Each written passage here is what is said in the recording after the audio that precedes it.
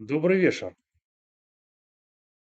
Сёння мы зноў працягваем разглядаць кейс Алексея Романова, таму што з'явілася шмат новай інфармацыі.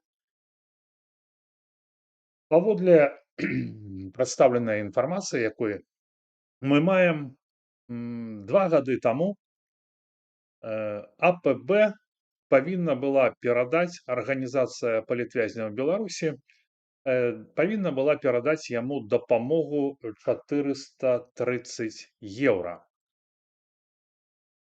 У гэтай гісторыі фігуруюць людзі з асацыяцыі палітвязняў Беларусі. Інна Шырокая,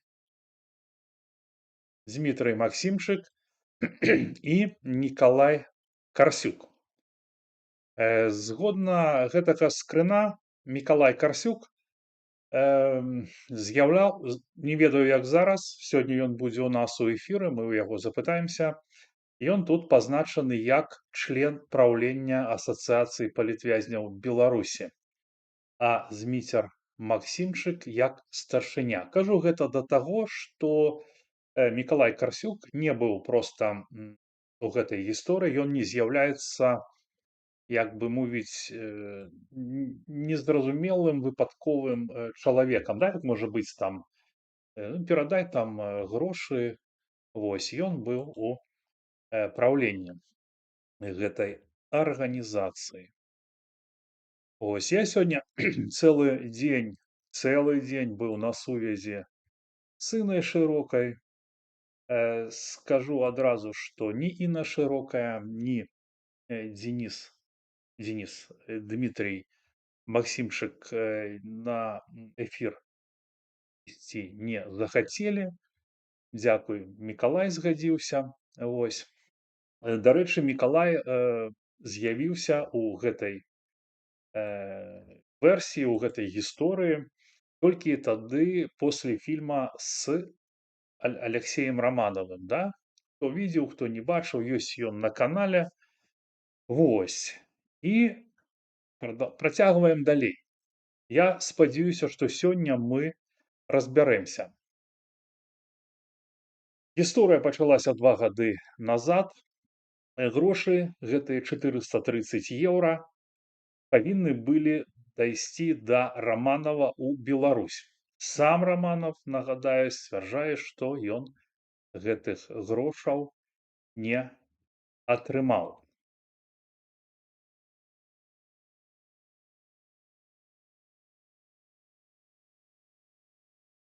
Спадар Лявончык у каментары напісаў, што гаворка у гэтым транше, маленькім такім, ведаеце, нехта там типа смяецца, там типа вы яшчэ веласіпеды там варованыя разбірайце.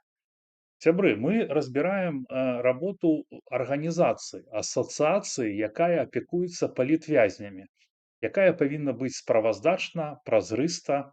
Мы ж не разбіраемся паміж там, што там людзі робяць. Мы разбіраемся з дзеяннямі ассоциации. Они должны быть празрыстымі. Камусьці 400 еўра гэта пустяк, для Романова, онкахворага, который там трапляў у пастарункі міліцэйскія. Магчыма, гэта не пустяк, но справа ж не ў гэтым. Таму што нехта ж, хто апякаваў палітвязнямі і кватэры себе ў Лондоне пастроіў і на Макотуве, так? Вось чалавечак там надо мною смехаецца. Ну, у кожнага свой левель, свой пазём.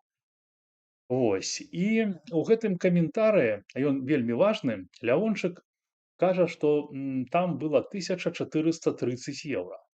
То бок і у гэтым пераказе, у гэтым там было 2 атрымальніка.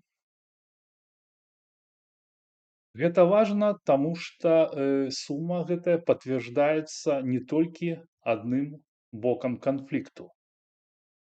Яна фігуруе ў дадзеным каментарыі Лявончыка і ў банкаўскіх скрыншотах, которые я зараз пакажу, на 1430 еўра. Ну і таксама ў пазнейшых тлумачэннях гэтай гісторыі. Асобна важны момант, што Лявончык у гэтым жа каментары фактычна кажа, што адпраўляць грошы на беларускі рахунак было небяспечна і ненармальна. То бок нават чалавек, который звязаны з перадачай дапамогі, прызнае, што схема гэта выклікала сур'ёзныя пытанні. І сёння ў перапісцы Інна Шырокая пацвердзіла, што гэта яна адправіла гэтыя 1430 еўра на Беларусь. Вось гэты скрын, вы бачыце, я там замазаў усё, што можна было замазаць.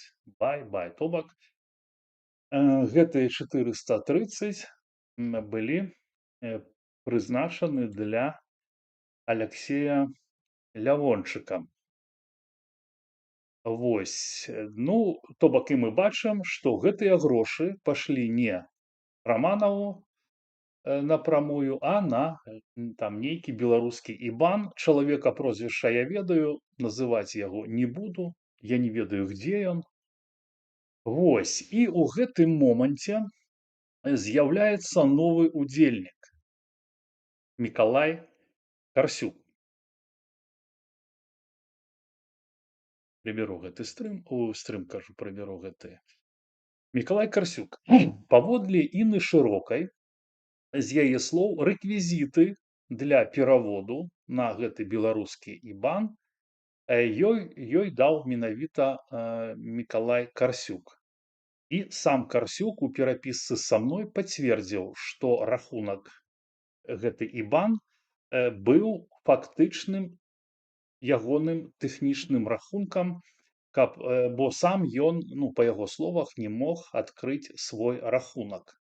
То бок як выглядае схема, наколькі я бачу сітуацыю, магчыма, адправіць мяне прыйдзе Мікалай. Лявончык байхэлп перадае грошы ў асацыяцыю АПБ. Інна Шырокая адпраўляе іх, як яна сказала, на Беларусь, фактычна для Мікалая Карсюка, і частка гэтых грошаў 430 павінна была дайсці да Аляксея Раманова. І мы ведаем, са слоў спадара Раманова, што грошы да яго не дайшлі. Сам пан Мікалай Карсюк сцвярджае, што ён перадаў Раманаву два разы. Ёсць скрыны мяне, я проста не хачу імі тут награмаждаць. Скрыны мне там даслалі, я іх усе захаваў. Значыць, што два раза ён дасылаў Раманаву па 400 беларускіх рублёў на карту ягонай то ли сяброўцы, ну, не яму асабіста, ну, на карту ягонай знаёмай Раманава. Раманов кажа, што ён нічога не атрымліваў. І тут атрымоўваецца ключавы канфлікт, што Карсюк кажа, я перадаваў, Раманов кажа, я не атрымліваў. На дадзены момант дакументаў, якія пацвярджаюць перадачу, няма. І яшчэ раз я падкрэслю, што пан Мікалай Карсюк у гэтай гісторыі не выглядае як выпадковы чалавек з вуліцы.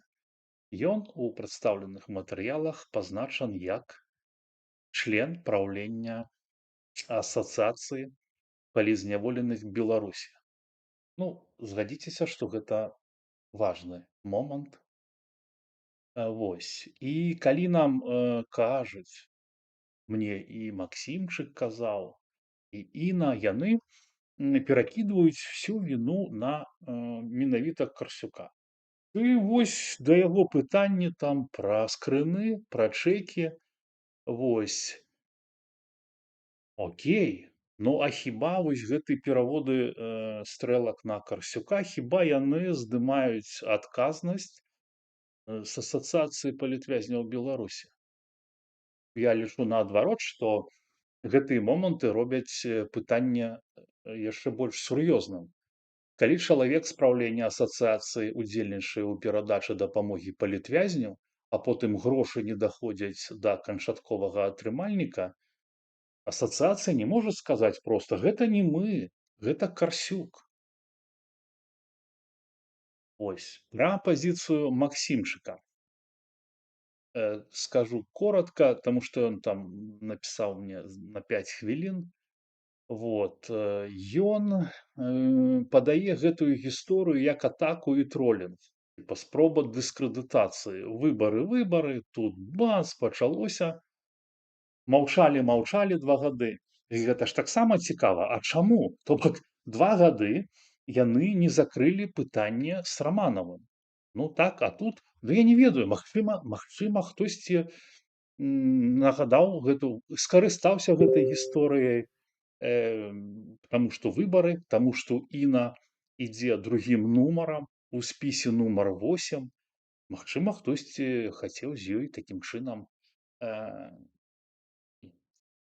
сунуць палку в колесо. Да? Вось, магчыма, но якая розніца? Якая розніца? Розніцы аніякай тут няма. Гісторыя-то не зачынена. А то, што яна прыйшлась, дарэчы, да гэтых выбараў для кагосьці, магчыма, так, но пытанняў гэта не снімае. Вось, і ў гэтым жа паведамленні Максімчык фактычна пацвярджае галоўнае. Гісторыя з грашыма была.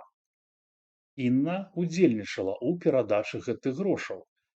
Ён таксама кажа, што спосаб перадачы быў небяспечны. Кажа, што ўнутры яны з гэтай сітуацыяй разбіраліся.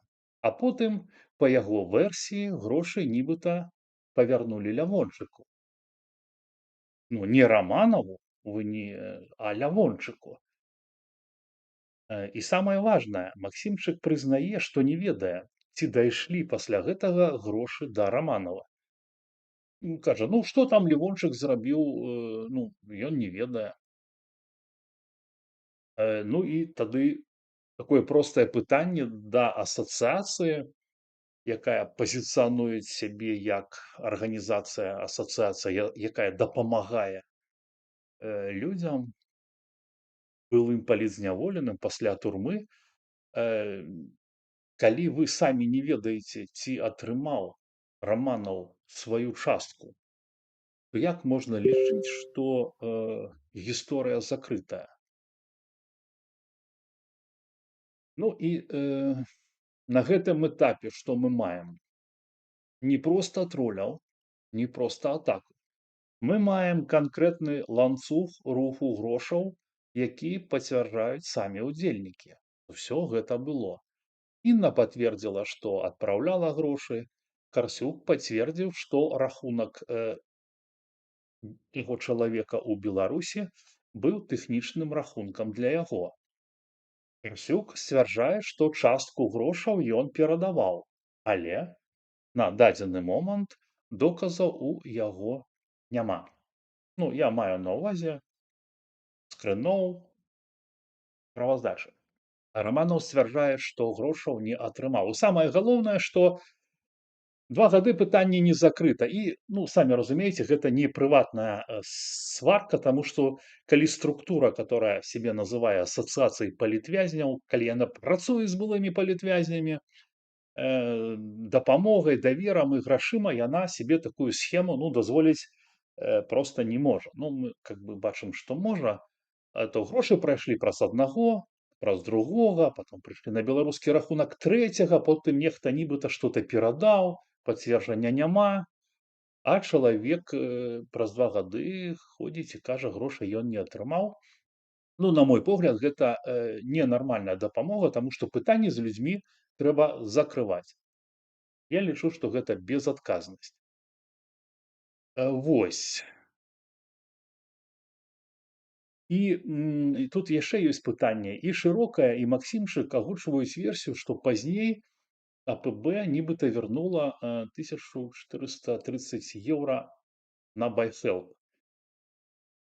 І я прасіў, каб мне прадаставілі скрыны, што ну так яно насамрэч і было, што яны вярнулі гэтыя грошы, пералічылі Лявончыку. Вось яны гэта не зрабілі.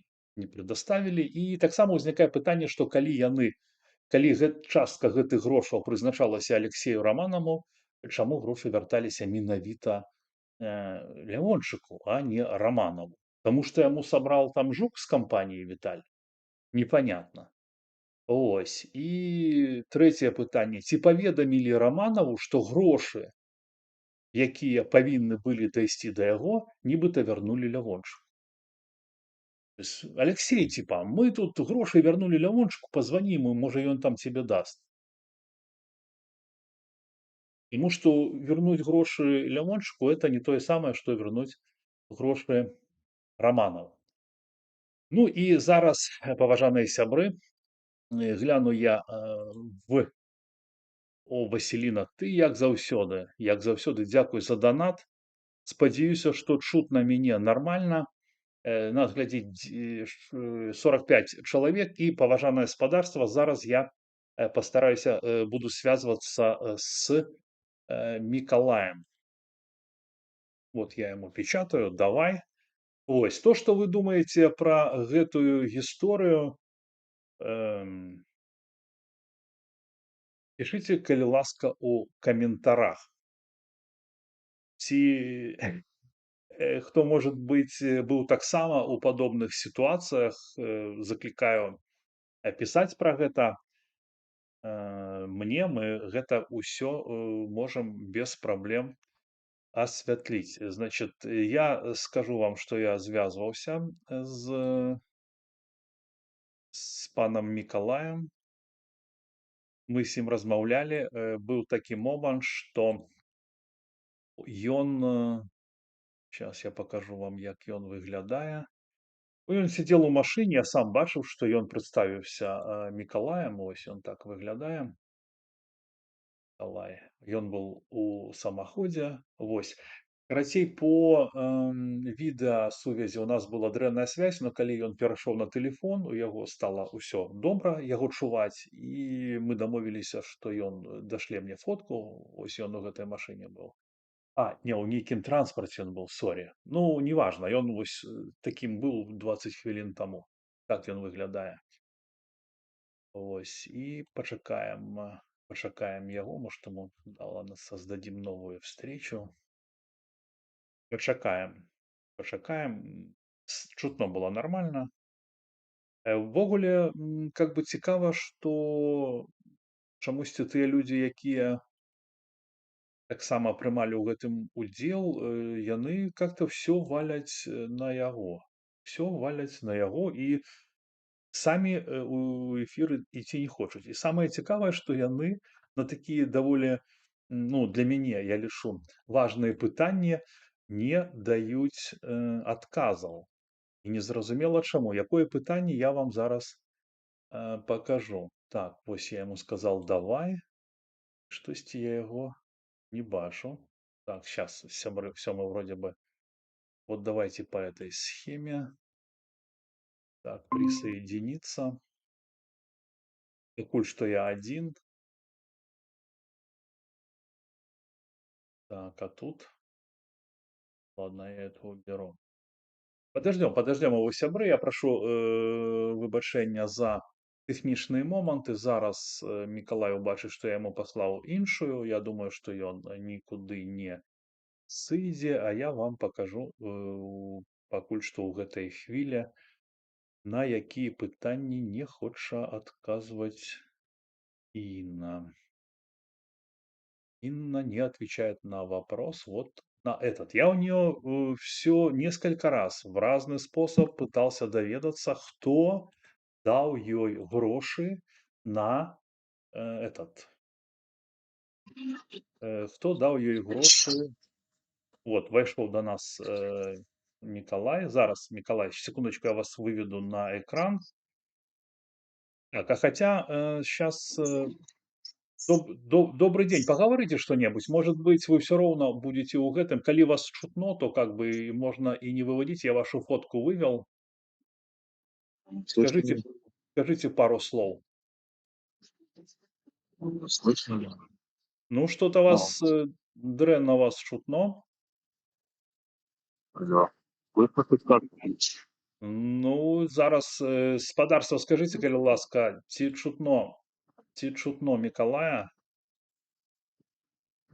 Алло. Ну, я вас чую, і зараз люди нам напишуть. Ну, плохо что-то там как-то вы плывете. Мгм. Так, зараз, ладно, попробую Алло. вас. Да-да-да, алло. Зараз я вас выведу, зроблю захват окна. Тын-тын-тын-тын-тын. Окей, так, чик. Захват окна, вот так. Окей. Сейчас. Так, ну давай, пусть будет вот так. Так, ну што, дзякуй вялікі, Мікалай, што вы згадзіліся прыйсці на эфір. Ваша фота стаіць на экране. Я спадзяюся, вас нормально чутно. Добрый дзень. Алло. Алло. Плохо Здравствуйте. слышно. Пишут люди, что вас плохо слышно.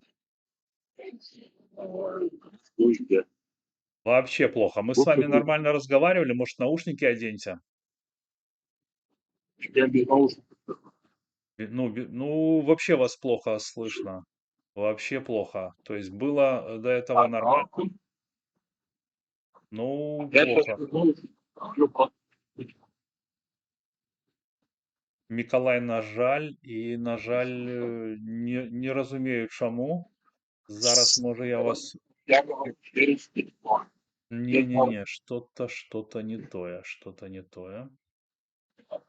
Что-то не то. Так, ладно, поспробуем зробить так. Окей. А так поговорите? Да, Вот, стало уже лепше. хорошо слышно. Вот, уже лучше. Так, ну что, тады, Миколай, адкажыце, калі ласка, на пару пытанняў. Вы у 24 годзе былі членам праўлення АПБ ці не? В тот момент нет, не был. Не былі, окей. Хорошо, то бок, когда вы перадавалі грошы, вы не былі членам праўлення АПБ, а сталі пазней, так? Да, Калі вы сталі? Пасля гэтай гісторыі з Романовым? да, после, это, наверное, был год 25-й, я так понимаю. В 25-м году сталі. Окей. Калі вы перадавалі грошы Романову, вы знаходзіліся ў Беларусі на той момант? Это было в Беларуси. Беларусі. Добра, понятно. І, значыць, вы пацверджваеце, што гэты рахунак з ібанам з беларускім быў для вас тэхнічным рахункам, так? Да. І пытанне, вы пацвярджаеце, што вы атрымалі доступ тады да 1430 еўра? Да, все верно. Все верно. Вось. І вы сказалі, што вы перадалі Романову 400 рублёў 2 разы. Да, мы тогда с ним были на связи постоянно, и я не знаю, был ли у него какой-то карт-счет или не был.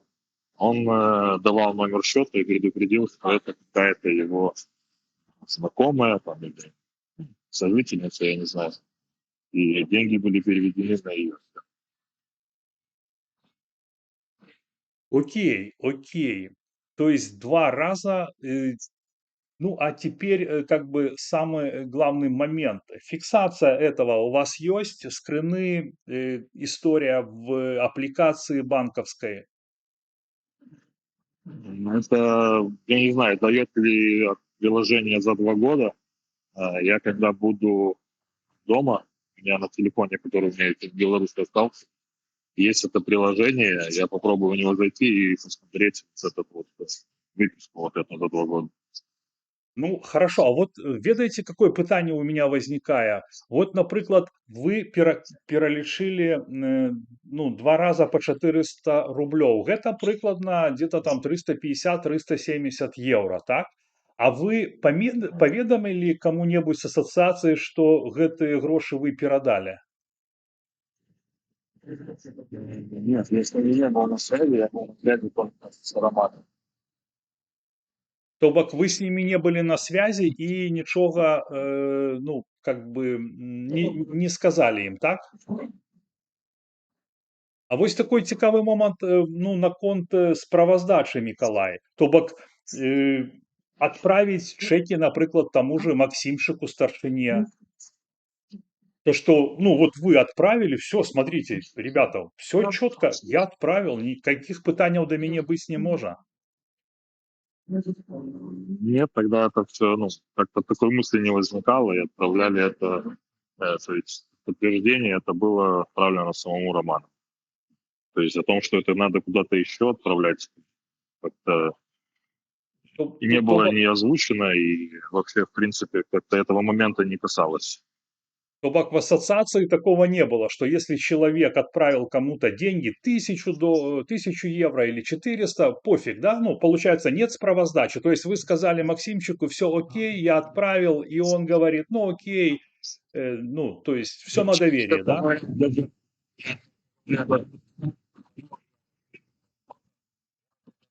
Алло, алло, Я говорю, что я еще и знаком даже не. плохо вас чутно. Я говорю, что я тогда еще с ним даже не был знаком. С Максимчиком? Да, на тот момент.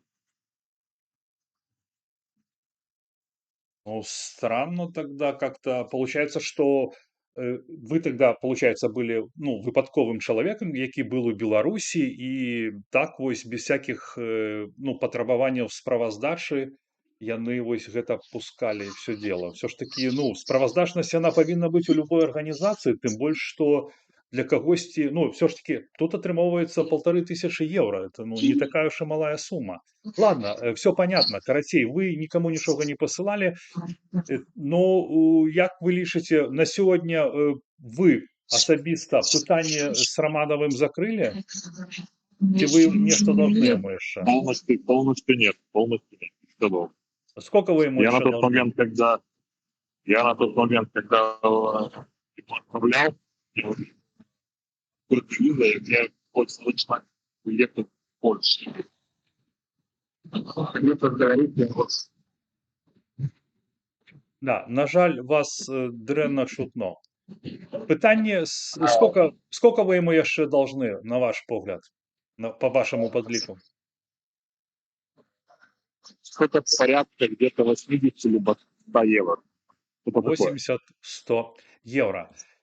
Зразумела, зразумела. Шановнае гаспадарства, можа хто глядзіць, может у вас ёсць пытанне, мне тут как бы, если есть пытанне у вас, задайте, потому что, в принципе, я то, что мне трэба было узнать у Миколая, даведаўся. І вельмі вам, Миколай, удзячны, что вы прыйшлі і данеслі сваю пазіцыю у адрозненне ад іншых чальцоў праўлення вашай асацыяцыі. Дзякую вам вялікі. Ну, да пабачэння. Можете отключаться. Дзякуй, Миколай. Так, сейчас, поважанные сябры. Так, где? Сейчас я Николая отключу. Так, вот он. И сейчас, сябры, пробачьте. Я ж один тут за этим пультом. Один за гэтым пультом. Потому что у нас яшчэ будзе надалей. Я думаю, что цікава. Ну что, давайте я почитаю ваши комментарии, и, в принципе, я могу запросить у эфир Алексея Романова. Там, получается, был яшчэ один человек, но той не мае, як бы, тая тысяча, которая пайшла, той человек ніяких претензій немає. Ну, ви ж самі розумієте, у нас справа Романова, так? Я питаюся по Романову. По той тисячі магчыма, там таксама нейкая хіба. Вось. Но люди, которые вот с асацыяцыі, яны вельмі, вот Інна, она как бы нешта дае інфу. Яна там накидала, что там вельмі шмат вады і то, што не адносіцца да справы. Таму што справа простая, дзе грошы. Вось. Чалавек Карсюк нібыта унёс у яснасць, але няма чэкаў. Калі ён знойдзе іх, потому што мы ж будзем разбірацца далей, будзем на сувязі з ім.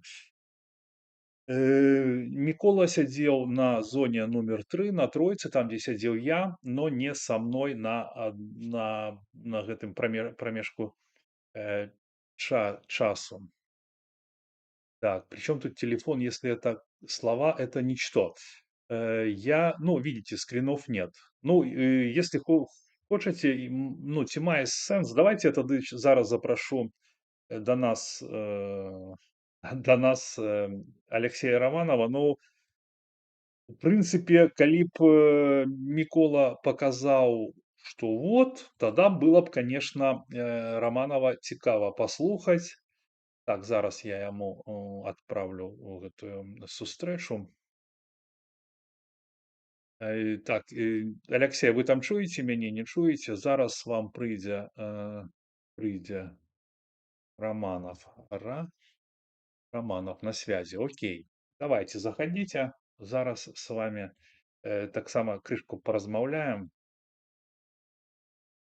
Так. Присоединиться. Так, повторить попытку. Кто-то я тупанул. Да, вот пришел Романов.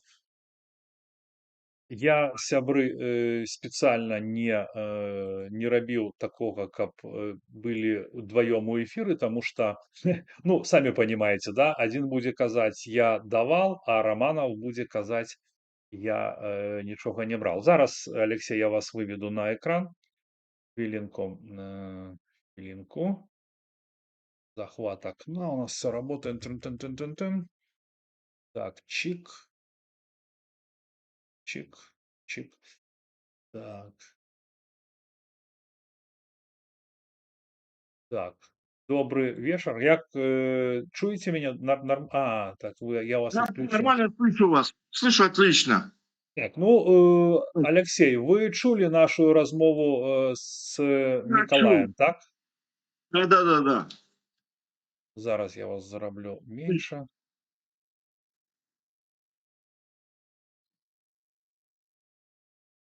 Ну, ось так. Окей. Позицию вашу просто, что мы ж уже ведаем, да? Вот, адкажыце таксама на некалькі пытанняў такіх удакладняючых. Вы ведалі, што 430 гэтых еўра вам павінны былі перадаць праз Карсюка Мікалая? Не ведалі, да? А вы з ім размаўлялі? А вы з ім кантактавалі нейкім чынам? А? Короче, как произошло?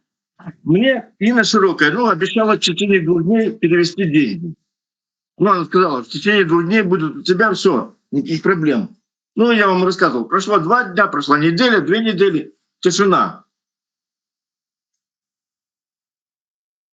Я начал Инну теребить, говорю, где деньги мои, которые ты обещала выслать за 2 дня?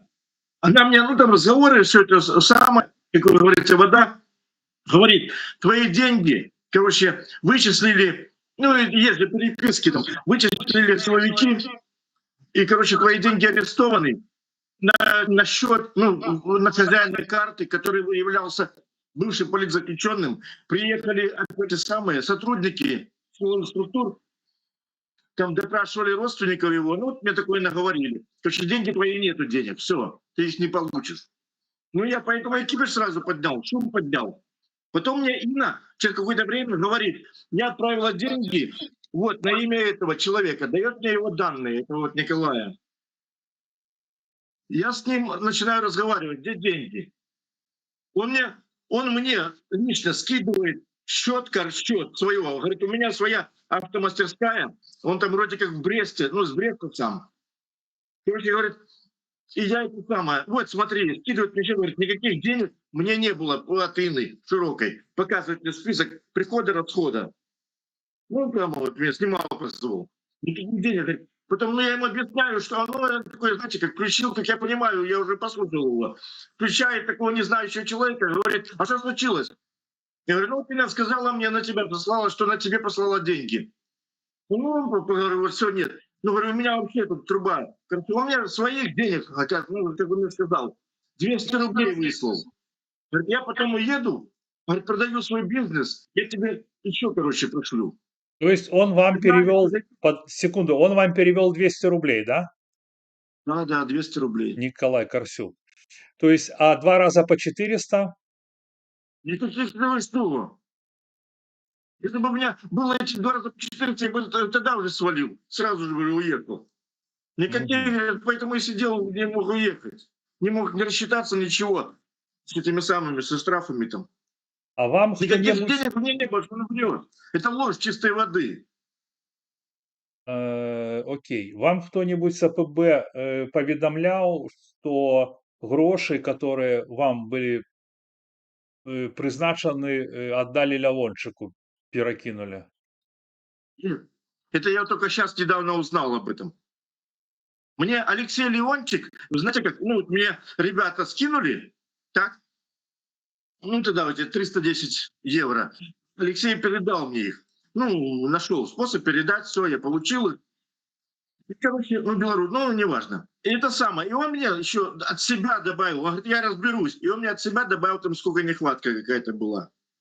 Вот как было.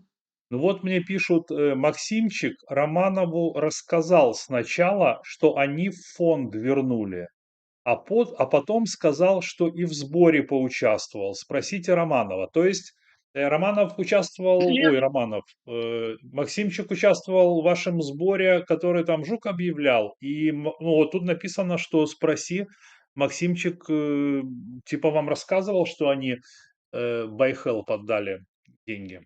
нет. Не Ладно, понятно. рассказывали мне ничего. И это самое, спросите, пожалуйста, у Жука, я с ним разговаривал, у Виталика Жука, он говорит, ни Максимчик, ни Широкая, никого из них не было, не участвовало в сборе. Ни один из них ничего не дал. Он мне объяснил, говорит, мои друзья со Швейцарии, с Германии, там, Франции, ну, Америки, где там с Италии, говорит, диаспора давали деньги. Ни Максимчик, ни Широкой не было. Это мне Виталий сказал.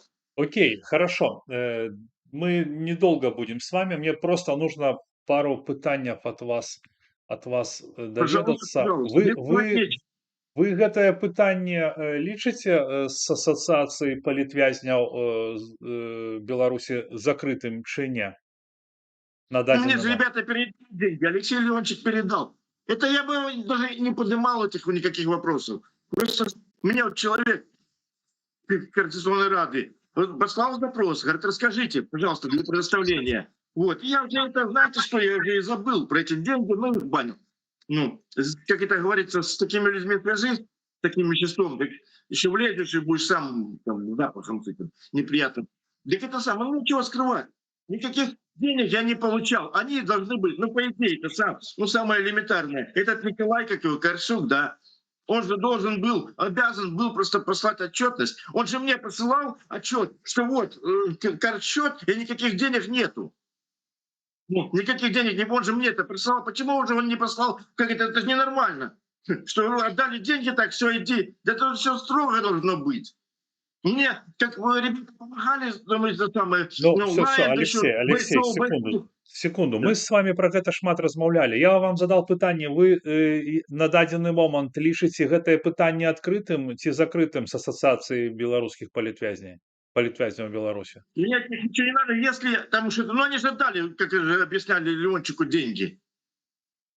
Нет, я у вас спрашиваю, вы это пытанне лічыце закрытым или яшчэ не? С точки зрения по-человечески, как это по закону, нет, не закрытым. Не закрытым. Добро, Алексей. Потому что вы видите, что это люди и нечистоплотные, как я понимаю, это мягко сказать, ну, это сам мягко говоря, потому что они врут, Прямо этот Николай Корчук врет прямо наглую. Какие он мне 400? 2 раза по 400 присылал, 1 раз 200. И то от себя сказал. Это мои личные, говорит, я тебе вот вышлю на поддержку. Потому, говорит, продаем бизнес, тебе еще вышлю. Все. Ладно, ладно. Я так само вам дякую, що ви прийшли у ефір. Дякую вам велике, то, що ви так само прояснили ситуацію сьогодні з Миколаєм Корсюком. Ну, до побачення, живі Білорусь.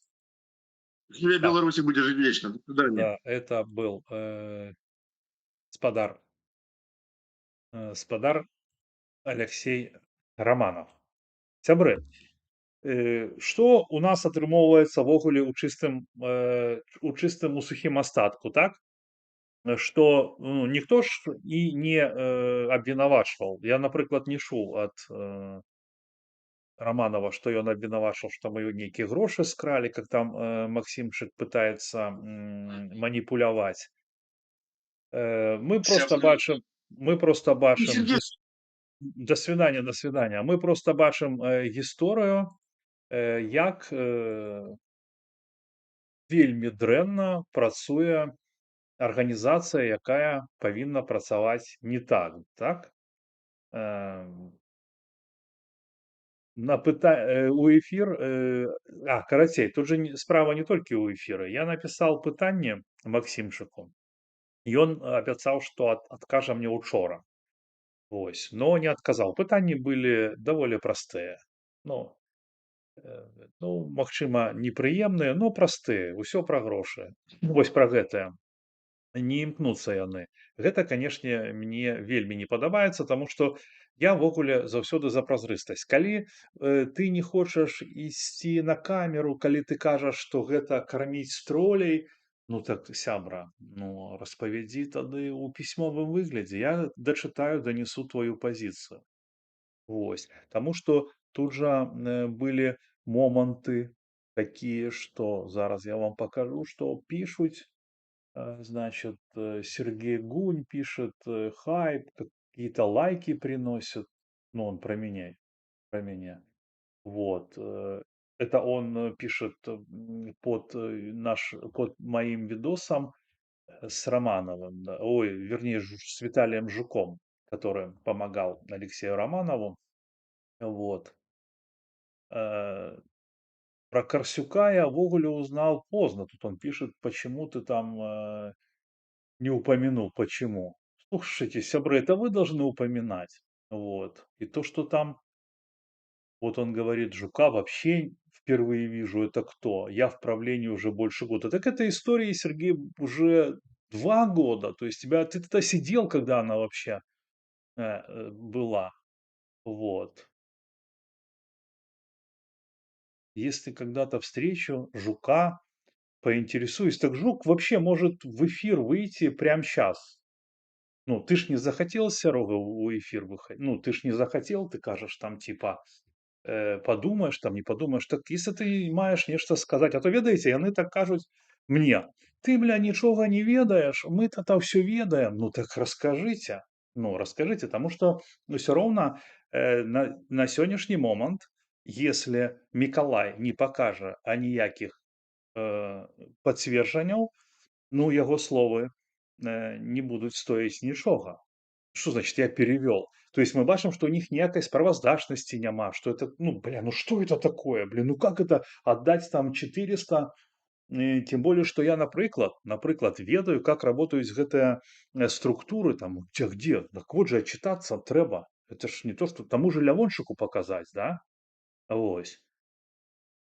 И как бы сказать мне, что я хайпую, ну, мне как бы, мне не крыўдна, мне просто падаецца, што Сергею там цікава, і ён как бы бароніць сваіх. Ну, типа, я в правлении, там наша ассоциация. Я тебе так скажу, Сергей, что коли ассоциация займаецца такой хернёй, как с Романовым, да, и не закрывает пытання, ну так, бля, это как бы паказчык працы, да, и паказчык того, что гэта нездаровая херня.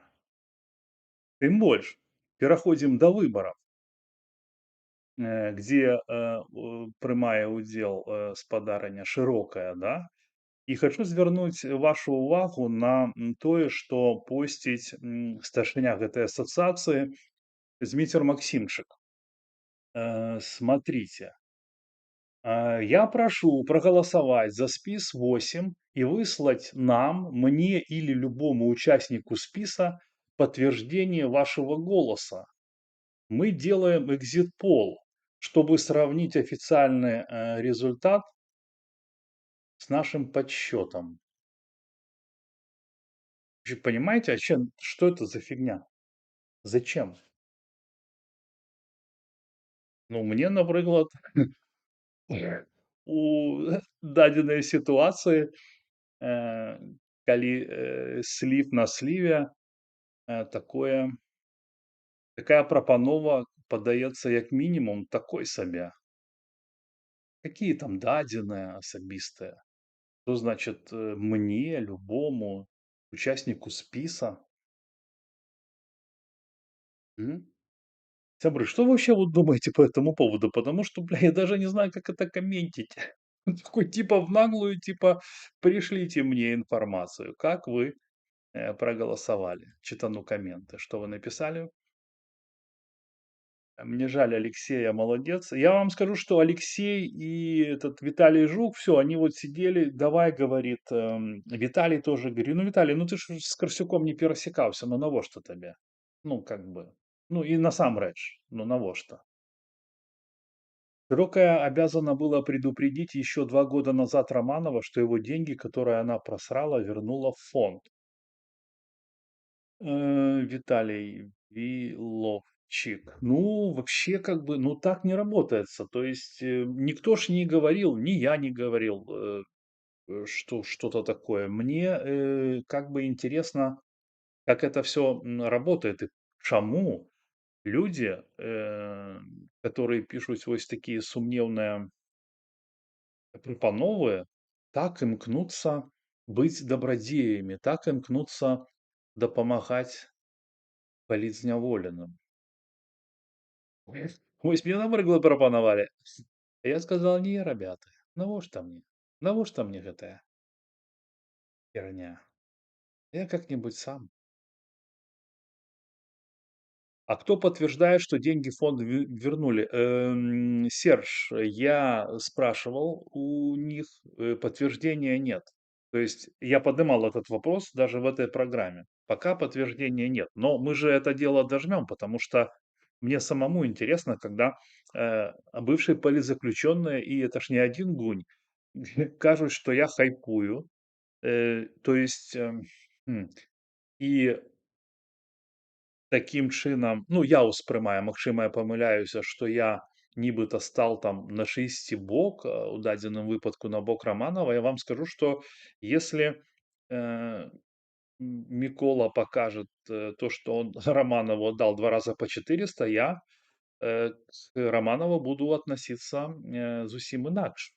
Таму што у гэтай сітуацыі ён будзе несумленным человеком, который ввел в заблуждение не только меня, чего я не люблю, да, вообще не люблю, когда меня так выкарыстоўваюць, но самое галоўнае гэта скрыны.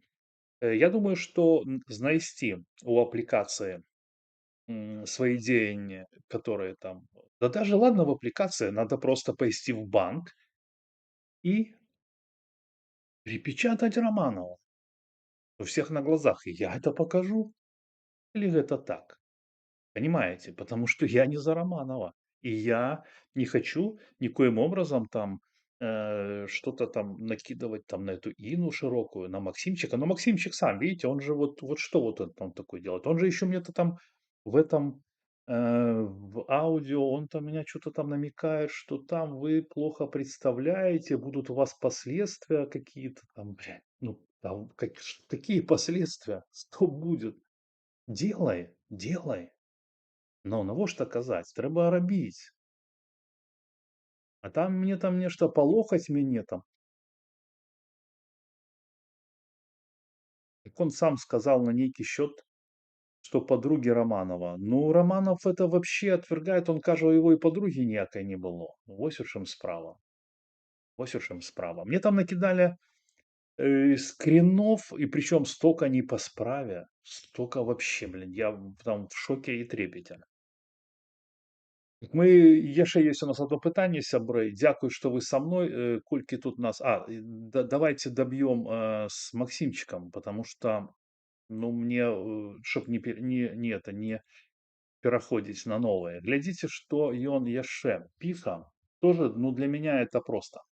Вы правы. Многие ребята из списка 8 из-за своей гражданской позиции подвергаются беспрецедентным репрессиям и давлению. У них отбирают имущество и квартиры. И если вы действительно готовы проявить солидарность и компенсировать хотя бы частично их имущественные потери, буду благодарен и готов связать вас с любым представителем команды фракции 8 для обсуждения этого вопроса. Блять, вы вообще понимаете, что он вообще творит? Он говорит неправду. То есть, да, магчыма, у кагосьці за гэты час забрали кватэру там, да, за удзел у выбарах в Координацыйную раду. Но ён же кажа, что это тотал-брутал, ну, насколько ось я гэта успрымаю. У них отбирают имущество и квартиры. И простой вопрос, у кого, блядь? У кого?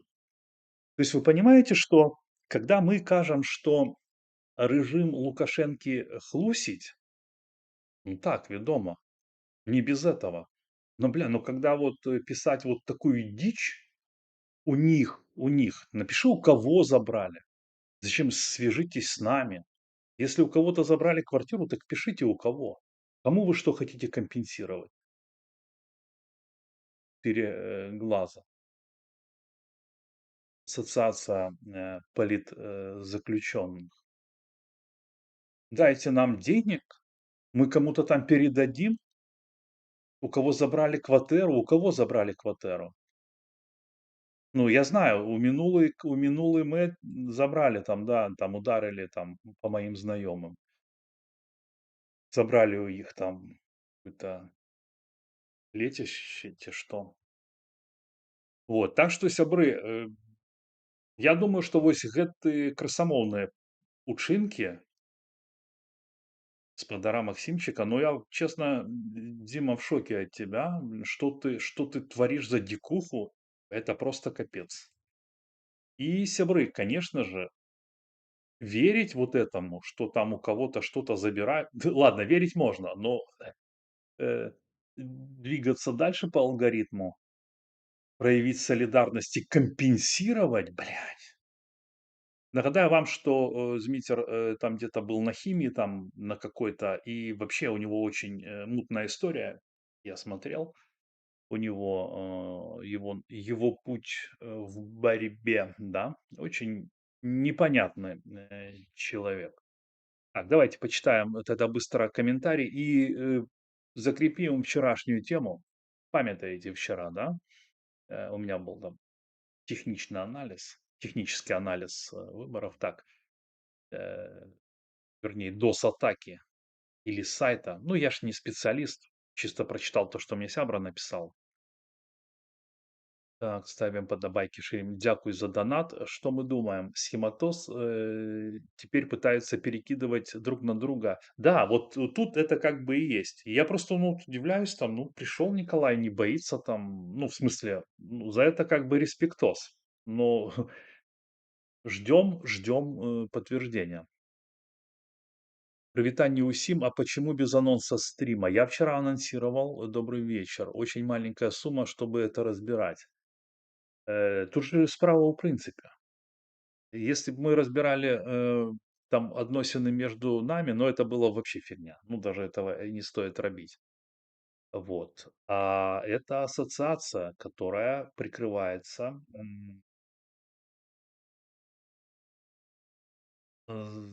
которая прикрывается политзаключенными, которая прикрывается ПТСРами, которая прикрывается высокими материями. Да? Сергей Коршун решил снять свою кандидатуру с выборов в КС. Что скажешь?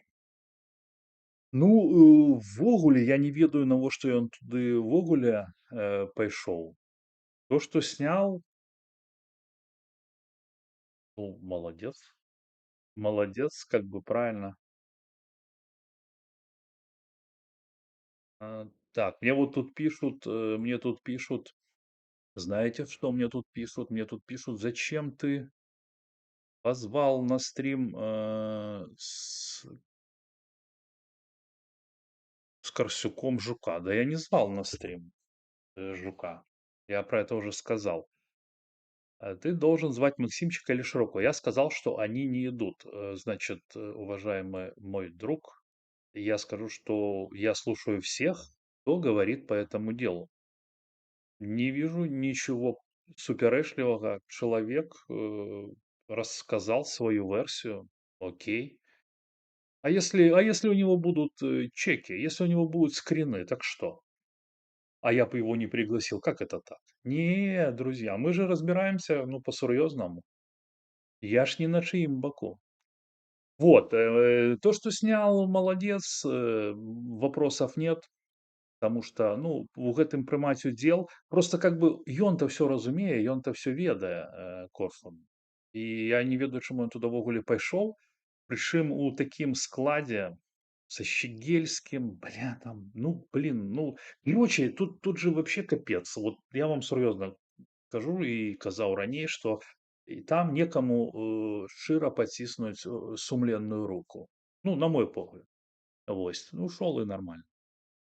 Так, этот все Люцифер не дает покоя, сумма маленькая ему. Ну, бачишь, амиго, я тебе скажу, видишь, БРЦ, наша Нива, яны ж там не разбирают суммы, якія там беруць эти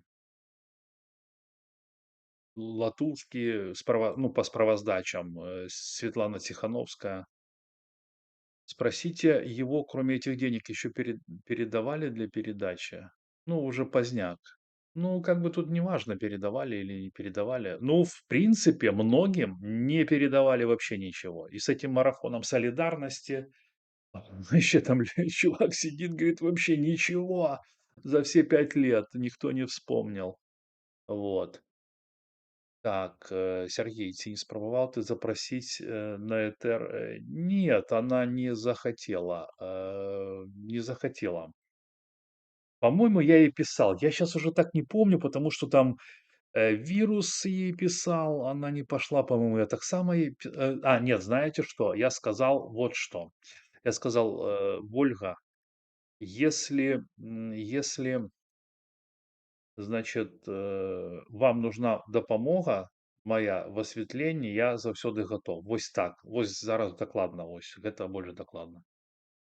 Так, есть ли скрины этих переводов? Нету никаких скринов, что касается Корсюка. И нет скринов, то, что они отдали Леончику. Это тоже же как бы, тоже такой момент.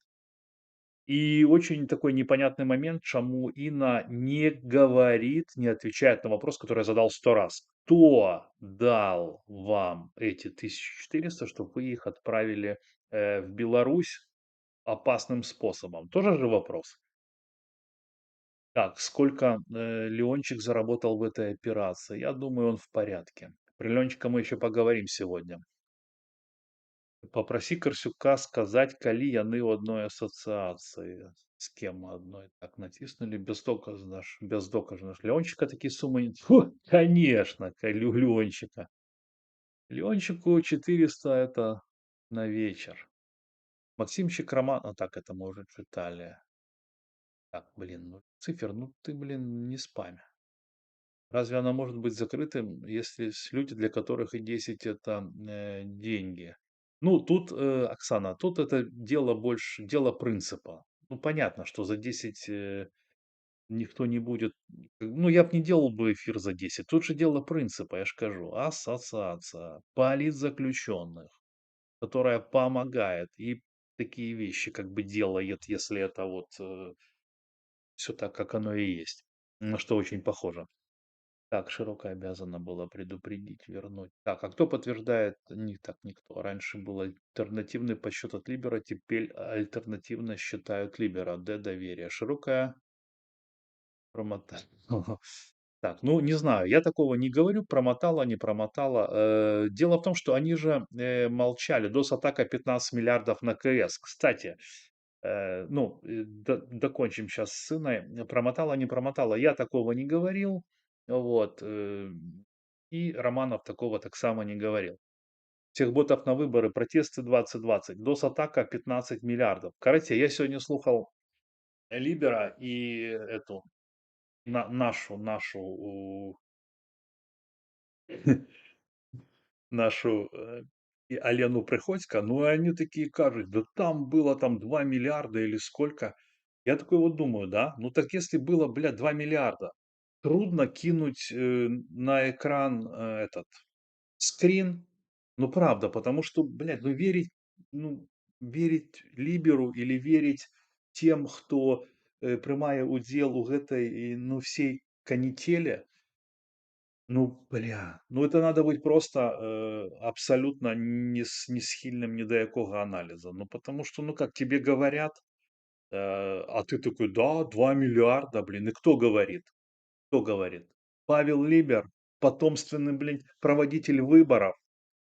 Ну, так, все, сябры, зараз пераходзім до моменту учорашняга майго стрыма. Дзякуй, што вы са мной. 62 чалавека глядзіць, 22 лайка. Лайкаў можна было бы яшчэ падбавіць. Пад маім учорашнім постом у Фейсбуке, дзе я выклаў, значит, анализ технически своего друга, по сайту, который якобы, хотя он сказал, там никакой DOS-атаки не было, вот этот вот технарь. Он сказал, DOS-атаки не было. Ось, грандосос Виктор Малишевский, ну, типа, анализ от 18-летнего программиста с 20-летним стажем. Ну, то есть, типа, намекает, ну, типа троллит про того малого, чьих родителей они слили, с историей с Либером, да, вот, и потом пишет, так может, стоит посмотреть, почитать хотя бы одно объяснение Павла Либера, там все есть. Понимаешь, Малишевский Виктор, вот эти объяснения грандососа Либера, они нужны таким, как ты, грандососом, понимаешь, чтобы там створить картинку. Нормальный человек, ладно, ненормальный, который думающий, его верить. Так я же говорю, хотя бы показал бы этот скрин с 2 миллиардами в этой DOS-атаке. Вот мой технарь, да, 18-летний с 20-летним стажем, он говорит, что DOS-атаки не было. И я ему верю больше, чем Либеру. Потому что Либер и ты, вы заинтересованы в этой системе. Каб атрымоўваць гранты и там писать какие-то анонимно статейки в наших нивах. Каму да вас веры няма. Ну, как бы разумееш. І таму, калі такія людзі, як ты, як Лібер, нешта кажуць, вы павінны заўсёды паказваць пруфы. Іначе, ну хто паверыць?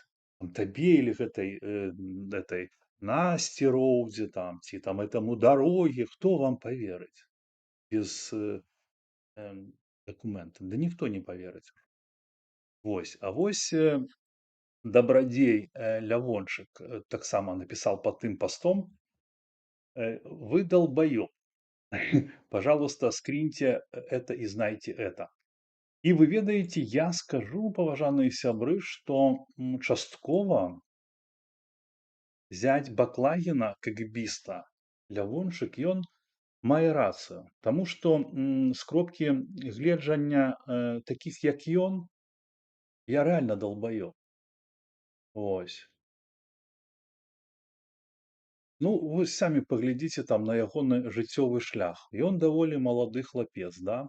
Даўно жыве за мяжой. Вся яго сям'я служыць рэжыму. А ён тут сеў на гэтую дапамогу, на дабрадзейства, да? На дапамогу палізняволеным. Купіў кватэру ў Лондане, купіў за $500 000 фунтаў, купіў кватэру на Макотаве, двухкомнатную. У меня есть паперы. Ну, это просто кому трэба, я могу выслать. Это ввогуле ни для кого не секрет. няма сэнсу. И, конечно, бля, все остальные для него долбоебы, понимаете? И он же там тусил с этой, уже давно тусит с этими всеми, блядь, ковшиками на фотках, с копцами. И они, да, эти, ну, для меня как бы с ними вопрос как бы понятный, да, но просто, и вы понимаете, яшчэ хватае у яго нахабнасці, ну, казаць, што і он реально, он лічыць усех людзей долбоёбамі. Это калі мы возьмем гэты эпізод з асацыяцыяй, да, дробны, маленькі, там, 1,5. А вы ўявіце, какие былі потокі ў яго. І я думаю, што яшчэ, ну, яго ж адстранілі ад міжнародны гуманітарны фонд адстраніў яго ад працы. Чаму? Таму што яго цьмяныя справаздачы. Таму што ён не можа нармальна расфуфырыць, куды ідзе там, ну, грошы. І мы узнаем яшчэ пра шмат махінацый, которые рабіў гэты зять кадыбіста Баклагина. Вось. И поэтому Алексей как бы часткова я згодны. Просто у нас розныя как бы маральныя каштоўнасці. Вось. И для вас прыстойныя людзі долбоёбы. А вы для прыстойных людзей, ну, я думаю, просто мярзотнік. Ну, как бы, но у вас, да, у вас позиция сильней, тому что у вас больше грошаў. Но вы ж ведаеце, што сіла ў праўдзе. І вас чакае такое ж забвенне, як гэтага стрыжака з пісюном. Все просто будуць ведаць, да, ну, да, был такі Лявончык. Мырь. Это я не про вас сказал. Как просто образ. Дык вось, сябры, пераходзім зараз да гэтага паста, пад которым я атрымаў такія каменты. Пётр Маркелов. Сумленны чалавек. Я яго давно ведаў, я не ведаў, што ён, ну, шчыра кажу, калі ён папаў у гэтую выбарчую камісію, ну, давно я яго не бачыў, думаю, ну не ведаю, хто ён, да. І вось ён выкаціў пост, які цалкам, я выхожу з эфіра учора, калі мы прачыталі, калі я прачытаў тэхнічны аналіз і сказаў, што выбары небяспечныя, ён выкаціў усё значна жарсцей. Вось. Ён сябра чалец выбарчай камісіі каардынацыйнай рады. Вось. Гэта вельмі важна. Бо учора мы задавалі пытанні выбарчай камісіі пра бяспеку галасавання, пра лічбавыя сляды, пра тэхнічны аўдыт, пра тое, хто мае доступ да сервероў і правярае сістэму. І вось, калі ласка, у меня в телеграм-канале есть спасылка на его целый пост, там где-то 8 пунктов у него, да. И вот мы бачым, што сёння гэта ўсё то, што я учора казаў, пацвярджае сам сябра выбарчай камісіі. Пётр Маркелов, ну, вось піша, што ён заклікае галасаваць тых, хто давярае камандзе Паўла Лібера, альбо заходзіцца па-за межамі Беларусі. Але, а ён тэхнічны спецыяліст, ён ацэньвае ўзровень бяспекі для людзей, якія знаходзяцца ў Беларусі, як нізкія або сярэдне нізкія. Сябры, хто ў Беларусі, то, што я вам учора казаў, пацверджвае чалец камісіі, который тэхнічны спецыяліст, айцішнік. Вот. І гэта не я кажу, сябры, это самае галоўнае. І для мяне гэта вельмі важна, да, што вось чалавек, спецыяліст, не ананім, сябра выбарчай камісіі. І там далей ён напісвае ўвогуле вельмі сур'ёзныя рэчы. Паводле яго сістэма галасавання зроблена не па зацверджаным тэхнічным заданні, не так, як павінна быць. Замест мадэлі, якая была прадугледжаная у тэхзаданні, каманда Лібера, паводле Маркелова, за 3 дні да пачатку выбараў паведаміла пра фізічны сервер. Я не вельмі разбіраю, што гэта такое, але ён таксама піша, што змены ў тэхнічнае заданне не зацвярджаліся. Гэта значыць, што ўзнікае пытанне, на якой сістэме ў выніку праходзяць выбары. На той, што была зацверджаная, ці на той, што была хутка сабраная перад стартам? Сорі, сябры.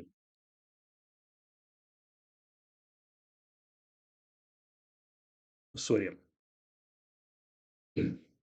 Далей далей яшчэ больш важна. Маркелаў піша, што код бягучай сістэмы не праходзіў аўдыту, бо на гэта проста не было часу, а сам код быў зроблены закрытым, што не дае магчымасці для публічнага аўдыту. Это памятаеце, я вам казаў учора, што мой сябра казаў, што ў Эстоніі гэты вось код адкрыты, каб все, хто хоча, маглі публічна, ну, в смысле, чтоб ён был у доступе і маглі гэта правяраць. І гэта прамы адказ на пытанне, ці быў незалежны аўдыт бяспекі.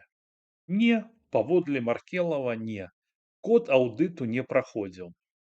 Яшчэ момант, што Маркелаў піша, што запуск сістэмы адбываўся ў ручным рэжыме праз Google Meet, а ананім з каманды Паўла Лібера некалькі гадзін наладжваў сервер, маючы доступ. І сам Маркелаў называе гэта галоўнай праблемай бяспекі. І тут у любога чалавека ўзнікае пытанне: хто гэты ананім, што ён менавіта рабіў на серверы, хто гэта кантраляваў, дзе гэта зафіксавана, хто можа праверыць, што там на гэтым серваке было разгорнута. Это ж не дробязі, сябры. Мы бачым, як, блядь, работают дэм-сілы с Ліберам. Но давер, пытанне даверу. Ну вот як можно, бля, ну мне кажется, что с этим, блядь, про это даже не варта, не варта говорить. Про які давер? Про Матольку, блядь, про кого? Про Азарова, который ідзе ў координацыйны орган. Какой давер, блин? Про ЧКБ. Калі мы гаворым пра галасаванне асабіста беларусаў унутры краіны, то доступ да сервераў, лагі, дадзеныя, верыфікацыя і магчымыя лічбавыя сліды гэта не тэхнічная дэталь, гэта пытанне бяспекі людзей. Маркелаў таксама піша, што ў гэтых выбарах няма ніводнага зарэгістраванага назіральніка, які б сачыў за тэхнічным працэсам. Паводле яго, ён фактычна застаўся адзіным такім назіральнікам і кантралёрам тэхнічнага рашэння. І гэта яшчэ раз пацверджае наша пытанне: дзе незалежныя назіральнікі, хто тэхнічна кантралюе працэс, хто можа пацвердзіць, што ўсё адбывалася правільна? Ці мы павінны верыць Ліберу і Прыходзька, якія скажуць нам на еўрарадыё: да ўсё чётка, да вы не ссыце, ўсё добра. Вось. І, сябры, я не сцвярджаю, што галасы скралі. Я не сцвярджаю зараз, што дадзеныя дзесьці уцеклі. Я не сцвярджаю, што нехта спецыяльна зрабіў сістэму небяспечнай. Але калі сябра выбарчай камісіі піша пра нізкі ўзровень бяспекі для людзей у Беларусі, пра адсутнасць аўдыту, пра неадпаведнасць тэхнічнаму заданню, пра доступ ананіма на сервер, пра адсутнасць тэхнічных назіральнікаў, ну гэта ўжо ну как бы, ну не паніка, ну это просто падстава для публічных адказаў, для пытанняў.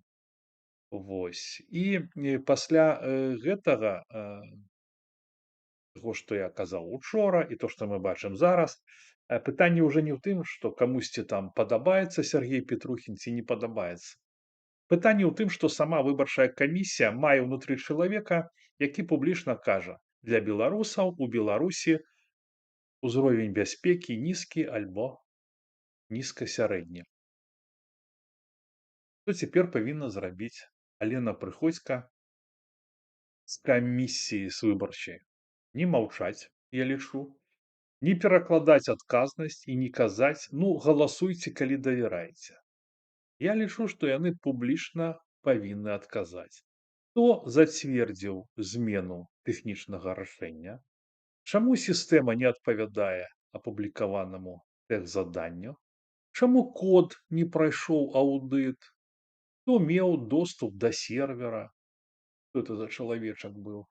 Ці маглі гэтыя дзеянні пакінуць рызыкі для выбаршчыкаў? Якія дадзеныя збіраюцца і дзе яны захоўваюцца? ці можна звязаць чалавека з фактам галасавання, ці можна звязаць чалавека з яго выбарам, за якую фракцыю галасаваў, і хто незалежна гэта праверыць. Вось гэта цяпер, сябры, галоўнае пытанне. На гэтым я гатовы з вами развітацца. Дзякуй, што вы былі са мной. Ну, давайте пачытаю яшчэ ваши, што вы пішаце ў чаце. У чаце Вильнюса банят людей, какие задают Максимчику пытанні по поводу грошаў Романова. Уже нескольких людей отправили в бан без объяснения причин. Админы часто покрывают Максимчика. Но я вообще не разумею, калі людей выкидывают с чатов. То есть понятно, что если ты там пишешь матюками или там присылаешь как стрижак э, своего тигренка, да, то тогда можно. А так, ну, я лишу, что это, ну, полная фигня. И что мы строим? Ну, сябры, вы ж бачыце, что это просто как бы Юра Чудинович. На стрим я тебя не приглашу, не хочу. Так, что вы на меня гоните все? Ну, кто на тебя гонит? Я на тебя не гоню. Романов хорошо освоил. Так, ладно. Протесты 2020. У тебя же миллионные просмотры. Зачем тебе этот стрим на таком маленьком канале? Ну да, миллионная. Так, в КС проголосовали более... Кстати, вчера мне дослали, что за учорашний день проголосовало 300 человек. Я ось не ведаю, может, кто сегодня ведает, сколько там проголосовало. Так, DOS-атака, потому что нет интереса к КС. КГБ оплатила рекламу, выходит. Ну, я скажу, что сябры, трымайцеся, хто там у Беларусі, трымайцеся ад іх падальш. Никаких, беражыце сябе, никаких не лезьте ни в какие гэтые дым-силы, ни в какие гэтые херню. Посадят у турму и все. И потом будете сидеть там, згубіце здароўе і, бля. А яны будуць пад вас тут прасіць палітвязні ў нас вось. Ну, мы ждет чудо. Так. Так, кстати, в чате Вильнюса, это я читал, зять работает в связке с тестем. И я думаю, что цалком может быть. Ну а что, ну блин, ну как вообще? Э, Памятаете, значит, я спрашивал у Игоря Кулея на мінулым эфіры, а как так здарылася, што тыя людзі, якія вялі славянскі базар, якія працавалі на лукашэнкаўскіх СМИ, якія, бля, працавалі на Russia Today, как так здарылася, что они, блядь, работают все на Белсате. Ну, на Белсате в незалежных СМИ. Где справедливость? То есть, блядь, они там жили четко, сейчас живут четко, и что? И потом дальше. А он говорит, что ну они талантливые. Так что, и потом они и дальше будут, а остальные, получается, неталантливые, да? И мне вот непонятно, да? Глава ассоциации политвязней, другой этот бывший комсомолец, как это, БРСМовец Кулеша, бля, которому шмат пытанняў, да? И все они в этом, в блоке «Латушка». Это столько, блядь, брюхан. Как этот Леончик, как они могли быть в этой теме? И кто за это вообще отвечает, да?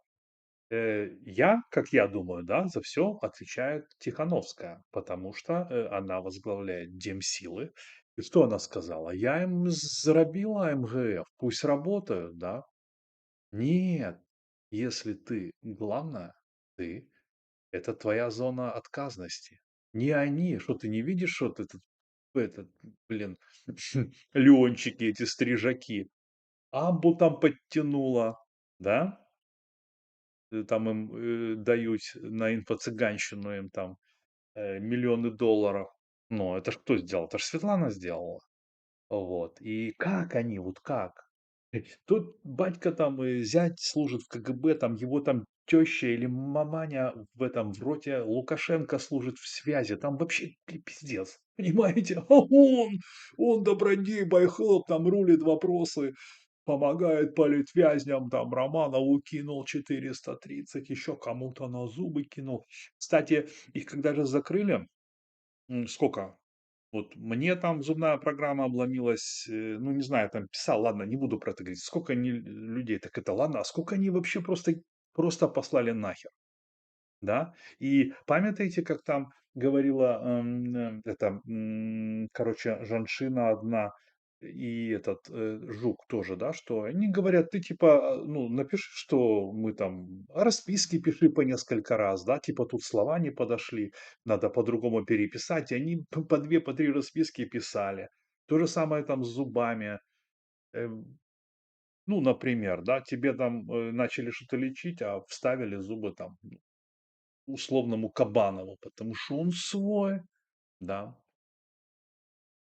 он свой, он блогер, ему ж надо зубы, он же свой нормальный чувак, за десяточку ему сделаем, вот, а Жук кто такой? А нахер он нам нужен? Давай ему там ставим этих пару штифтов, бля, вот эти, а потом скажем, плати там, доплачивай, а мы там все. Это ж все, это ихне, ихне, их такая вот жизнь. То есть то, что было в Беларуси, все абсолютно все то и самое здесь. Они все сюда мы принесли, мы сами сюда все принесли. Они принесли все вот это говнище, а мы принесли то говнище, что мы всего боимся. Политзаключенные боятся лезть в бутылку, а нам не дадут на зубы, не дадут на то. И вот, и у нас все, вот, у нас это же лукашенковская Беларусь, где в Америке, в Польше, в Литве, то и самое все. Так, Петрухин так, старательно перекидывают, тему не украл. Ну да, они перекидывают это ассоциацию, что типа, да мы кто, они нас обвиняют, что мы украли, блядь. Ну, понимаете, они подменяют типа да никто не казал, что кто-то что-то украл. Просто речь идет о том, что вы не можете, блядь, работать. Что вы похуисты, хуисты. И никакой отказности за свои действия нести не хочете. Вот в чем как бы дело. Вот в чем дело. Я бы, например, с таким опекунством бы, ну, нафиг мне такое надо. Потом вот про вас послушать, и как вы сами, я-то как бы знаю изнутри ситуацию, Максимчик и Широко, как они спрыгивают, да, я ничего не говорю, типа, м, не крали, нет, ну как вы на пытанне отказываете? Нет, мне такое не подобается. И я, конечно, делаю выводы. Так, Широкая, Максимчик вовсю стараются перевести тему со своей полной некомпетентности. Да вообще, да кто их туда поставил? Да кто этого Кулешу туда поставил? Вы что думаете, что просто так туда ставят людей вот таких, которые все это дело дискредитируют? Ну вы что? Ну, конечно, нет. Конечно, нет. Так, вот уже ты хочешь исправить. Так, все, сябры, давайте закругляться, давайте поможем собрать. Нет, сябры, знаете, какое мне задали пытанне сёння? Задали мне пытанне, а што, говорят, типа, началась же уже, типа, выборчая кампания, типа, а у нас тут, типа, выборы идут. Где это у нас выборы? Сейчас посмотрим. З 11 по 17 мая выборы у Координацыйную раду Беларусі. Голосуй за номер 9.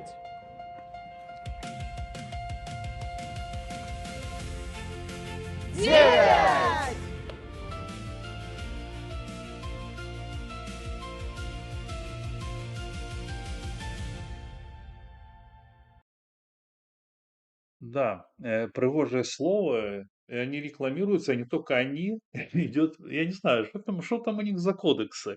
Ось, но вообще у них, конечно, это супер, вот это З просто 11 по супер. 17 Сделаю звук потише. Учитель, БРСМ, этот махает этот брехун, горячая, это, бля, ну кто из них вообще за Беларусь? Кто? Кто из них вообще за Беларусь? За белорусов? Все, сябры, расстроился я. Пойду спать. Вам вялікі дзякуй. Дзякуй, што былі са мной. Спадзяюся, 76 чалавек, 33 лайка. Было б добра, калі б вы паставілі яшчэ парачку, хто там забыў. Я нагадаю, что у меня есть телеграм канал. Вось подписывайтесь на яго, я там публікую свае то, што не публікую ў іншых местах. Ну і у каго ёсць жаданне, каму спадабалася і хто ўвогуле хоча падтрымаць незалежную журналістыку, подписывайтесь, становитесь спонсором моего канала на YouTube за 50 центов на месяц, альбо пачастуйте мяне кубачкам кавы. Жыве Беларусь, слава Украине, Боже храни Америку, ну и, конечно, нех жые Польска.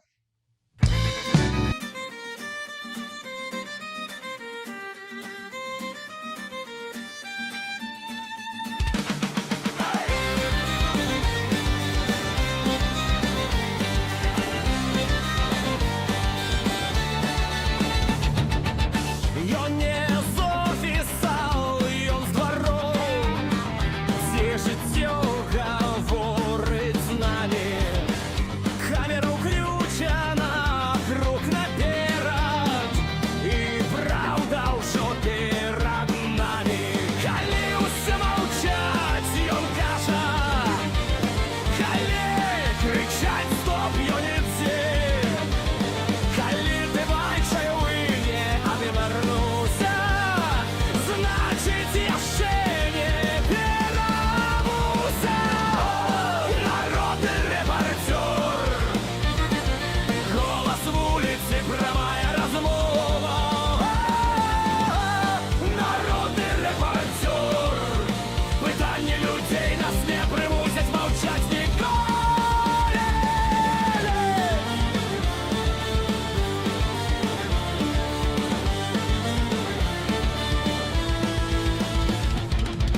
Яму кричали: стой, свой рот закрой. Ціснули страхом і турмой. Але чим мацней стискали круг, тим гучней становився дух. Народний репортер, голос вулиці, прямая розмова. Народний репортер, питання людей не примусять мовчать ніколи. Хтось міняє слово і екран, але сутність не міняється з нами.